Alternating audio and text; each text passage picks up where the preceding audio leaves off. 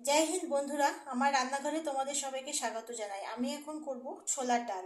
তো ছোলার ডালটার জন্য আমি এখানে 2 ঘন্টা ডাল ভিজিয়ে রেখে, ছোলার ডালটাকে ভিজিয়ে রেখে অল্প হলুদ আর লবণ দিয়ে জল দিয়ে আমি এটাকে প্রেসারে দুটো মতো সিটি মেরে নিয়েছি।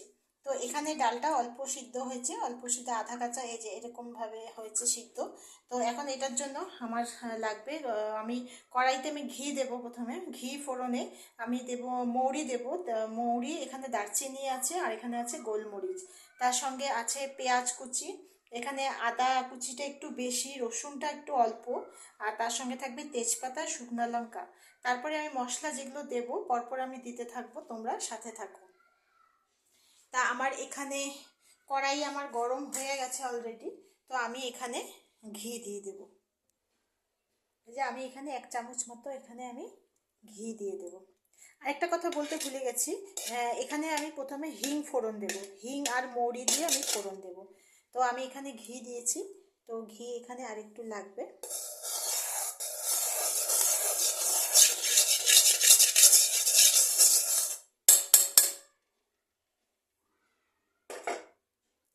তো ঘির মধ্যে সবার প্রথমে আমি এখানে হিং ফোড়ন দেব।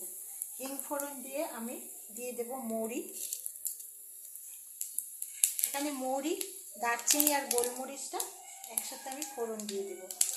তো এটাকে একটু নেড়ে আমি এখানে দিয়ে দেব রসুন আর আদা থেতোটা।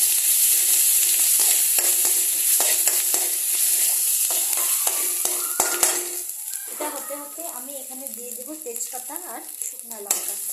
তেজপাতা শুকনো লঙ্কাটা তোমরা তেলে দিতে পারো, অসুবিধা নেই, একদম দিয়ে। তা আমি একদম তেলে দিই না, তেজপাতাটা চট করে পুড়ে যায়। তো সেই জন্য আমি এখানে এরকমভাবে পরে দিই, একটু তেজপাতাটা আমি একটু পরে দিই, যাতে সেন্টটাও থাকে আর যাতে নাও পড়ে। তো এটা হয়ে যাওয়ার পরে এখন আমি এখানে দিয়ে দেবো পেঁয়াজ কুচি।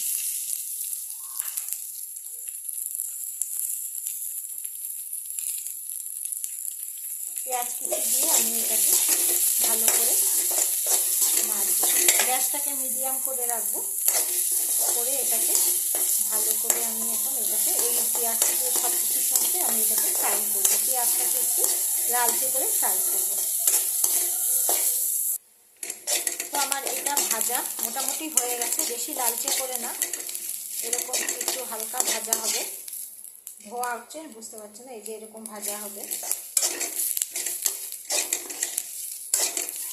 এটার মধ্যে কিন্তু জল পড়বে না, এটার মধ্যে একদম জল পড়বে না, কম আছে, দরকার পড়লে অনেকক্ষণ ধরে ফ্রাই করতে হবে, কিন্তু জল দেওয়া যাবে না। একদম কন্টিনিউ নাড়তে হবে যাতে একদম লেগে না যায়। তো এটা হয়ে গেছে, এখন আমি এটার মধ্যে ডালটা দিয়ে দেবো। ডালটা দিয়ে দিয়েছি, গ্যাসটা মিডিয়াম করে দেবো। ছোলার ডালের মধ্যে আগে যেহেতু অল্প করে লবণ দেওয়া আছে, সেই জন্য লবণটা একদমই অল্প দেব।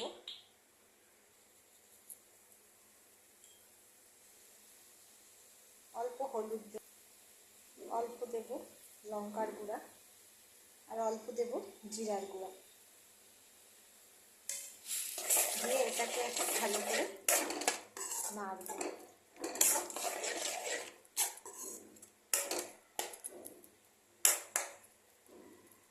এখন এটার মধ্যে দিয়ে দেবো মিষ্টি। মিষ্টিটা একটু বেশি দেবো, এমনিতে ছোলার ডালে আমরা মিষ্টি একটু বেশি খাই। তো ছোলার ডালে একটু মিষ্টি যদি বেশি না হয় তাহলে খেতে ঠিক ভালো লাগে না।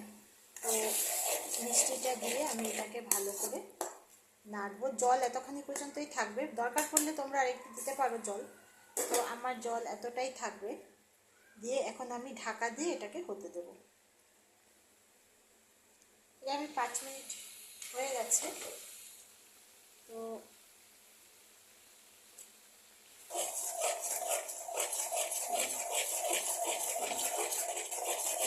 একটু ঢাকা দিয়ে এইভাবে এটাকে একটু ভিজিয়ে দেবো।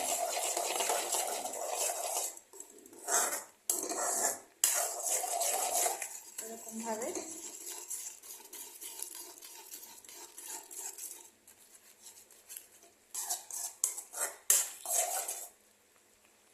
তো আমার এটা পুরো কমপ্লিট। এখন আমি লাস্টে ভাজা মশলা দিয়ে দেবো। ভাজা মশলা এখানে আছে জিরা, ধনে, সব গোটা গোটা জিরা, গোটা ধনে, মৌরি, শুকনো লঙ্কা একসঙ্গে গরম করে ওটাকে আমি ডাস্ট করেছি।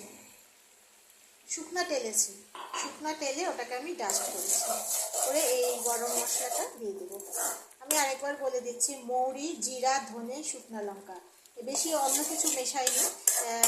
কী বলে, সব কিন্তু গোটা গোটা শুকনা কড়াইতে তেলে আমি ওটাকে ডাস্ট করে নিয়েছি। তো আমার এটা পুরোপুরি কমপ্লিট। তো আমার এই রেসিপিটা যদি ভালো লেগে থাকে তোমরা লাইক, শেয়ার আর সাবস্ক্রাইব করে দিও। কমেন্টে জানিও কেমন লাগলো। তো সবাই তোমরা ভালো থেকো। আজকের জন্য টাটা।